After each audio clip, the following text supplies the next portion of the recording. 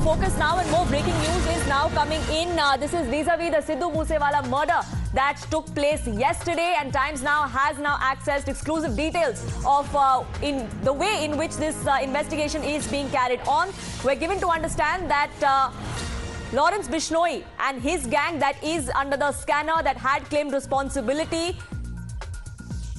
Police are now closer to tracking them down. 2 cars, 2 vehicles, in fact, have been tracked down by the police, in which associates and aides of Lawrence Bishnoi are present, is what we're given to understand. They will, of course, be taken into custody, and their interrogation is going to be extremely key in joining the dots as to what exactly transpired, what went behind Sidhu Moosewala's broad daylight murder yesterday. Remember, the Punjabi singer and Congress leader was killed yesterday in Punjab.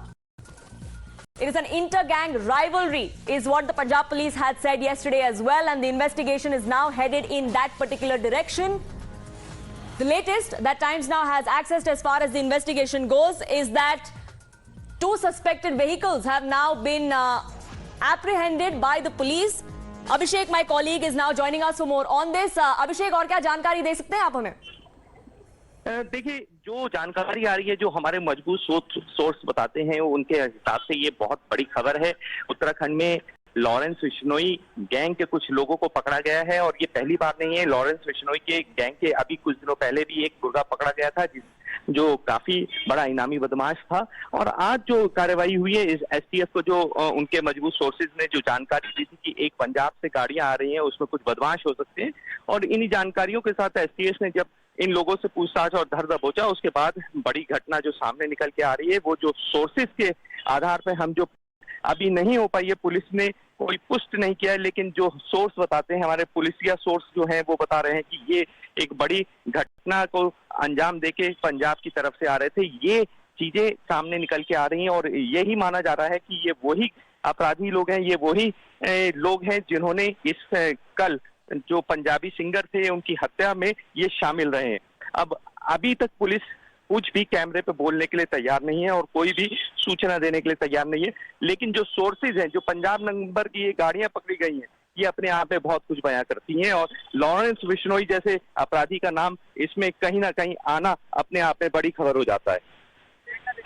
Bishnoi gang ने responsibility भी claim की थी कल about this entire thing. Gang rivalry is what the Punjab police, the Punjab top cop had also come out and spoken of yesterday when they did that press conference. This development now coming to the fore from Dehradun, from where Abhishek is getting us the very latest as far as what is transpired there now. But Abhishek, हमको ये भी जानकारी दीजिएगा कि पंजाब से देहरादून तक police कैसे पहुंची? What went on behind that investigation?